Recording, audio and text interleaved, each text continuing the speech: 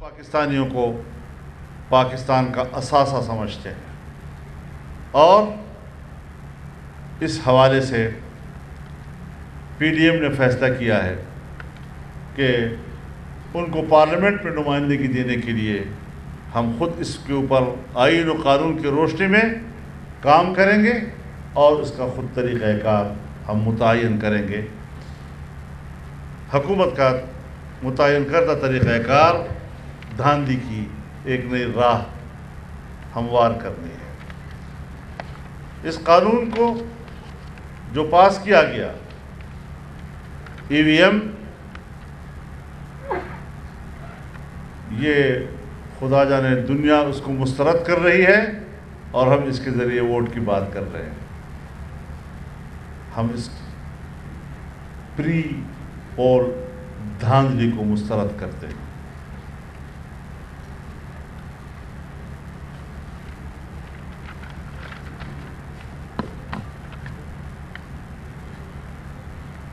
سیاسی زعماء، party leaders,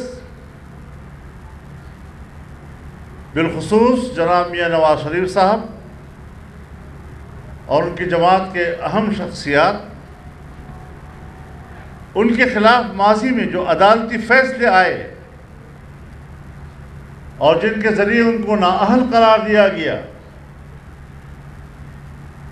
خود عدالت عالیہ ہو یا عدالت عظمیٰ ہو، ان کے محترم جج صاحبان کے ماضی کے وہ بیانات اور حال ہی میں گلگت بلتستان سے رانا نسیم صاحب کا بیان حلفی، رانا شمیم صاحب کا بیان، اور اب جو کل پرسوں ثاقب نثار صاحب کا آڈیو آ چکا ہے، آپ بتائیں، ہم عدالت کا احترام بھی کریں، ہم جج صاحبان کو اپنے آنکھوں پر بھی بٹھائیں، لیکن ان اپنے گھر کی گواہیاں اس حوالے سے جو عدالت پر سوالات اٹھے ہیں، ان کی آزادی اور خود مختاری پر جو سوالات اٹھے ہیں، ہم بڑے دکھی دل کے ساتھ یہ سمجھتے ہیں کہ اپنے اس مقام کو انہوں نے اپنے کردار سے دوبارہ حاصل کرنا ہوگا۔ یہ اعتماد انہوں نے اپنے کردار کی بنیاد پر بحال کرنا ہوگا۔ اب بہت مشکل ہو گیا ہے کہ جو سازشیں ماضی میں ایک منتخب وزیر اعظم کے خلاف آشکارا ہوئی ہیں، چاہے اس کا تعلق میاں نواز شریف صاحب کے ساتھ ہو یا ان کی پارٹی کے دوسرے لوگ یا دوسری جماعتوں کے دوسرے رہنماؤں کے حوالے سے ہو، یہ ملک کے خلاف سازش ہے، اصل میں کسی فرد کے خلاف نہیں، اس کے جمہوری نظام کے خلاف سازش ہوئی ہے، جس کا خمیازہ آج پاکستان کے عوام بے روزگاری، مہنگائی اور معاشی تباہی کی صورت میں بھگت رہے۔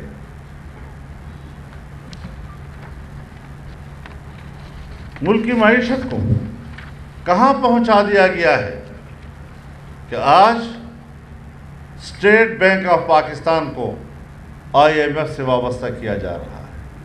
جیسے اس کو آئی ایم ایف کا ایک برانچ بنایا جا رہا ہے، اور اسٹیٹ بینک کے کسی فیصلے کو پاکستان کا کوئی شہری اس کو چیلنج نہیں کر سکے گا، اس پر تنقید نہیں کر سکے گا، اس کے اختیارات سلب کر دیے جائیں گے، اور اسٹیٹ بینک کے اختیارات بھی وہ ایک عالمی ادارے کے حوالے کر دیے جائیں گے۔ اس طرح پاکستان کی معیشت کو گروی رکھا جا رہا ہے۔ ہم ان حالات کو بڑی سنجیدگی سے دیکھ رہے ہیں، اور آج بڑی تفصیلی طور پر اس ساری صورتحال پر ڈیبیٹ ہوئی، لہذا اب پی ڈی ایم کا سربراہی اجلاس 6 دسمبر کو دوبارہ ہوگا،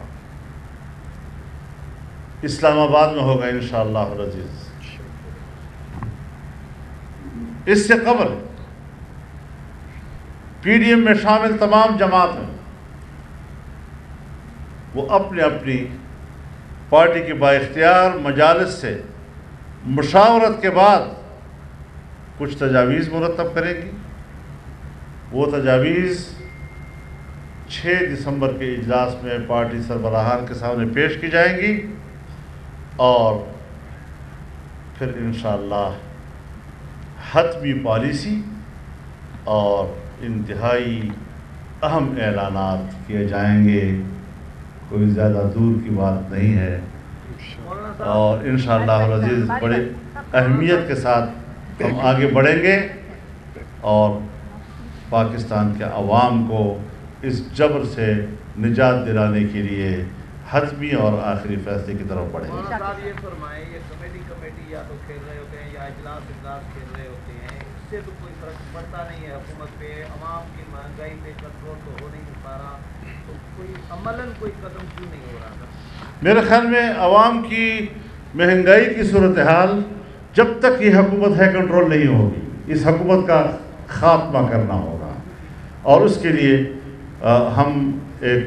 بہت خوبصورت تدبیر اور حکمت عملی کی طرف آگے بڑھ رہے ہیں۔ صاحب یہ بتائیے گا سر، یہ بتائیے گا کہ آپ نے وہ پارلیمنٹ کے مشترکہ اجلاس کے حوالے سے بات کی اور بڑی خوبصورتی سے روشنی ڈالی، تو کیا ایسے کالے قوانین کو عدالت میں چیلنج کرنے کا فیصلہ نہیں ہوا؟ میں نے آپ سے عدالت کے بارے میں اپنی رائے ظاہر کر دی ہے۔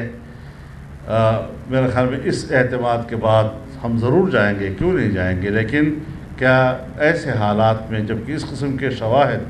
وہ جو قرآن کریم ایک لفظ استعمال کرتا ہے شہد شاہد من اہلی، کہ اس کے اپنے گھر سے اس کے اوپر گواہی کی گئی ہے، تو اپنے خاندان اور گھر سے جو شہادتیں ہیں وہ ذرا ڈیمیج کر رہی ہیں ان کی پوزیشن کو، اور ہم اس کو بھی دیکھ رہے ہیں۔ ہم ملک کی اصلاح کرنا چاہتے ہیں، ان کی اداروں کی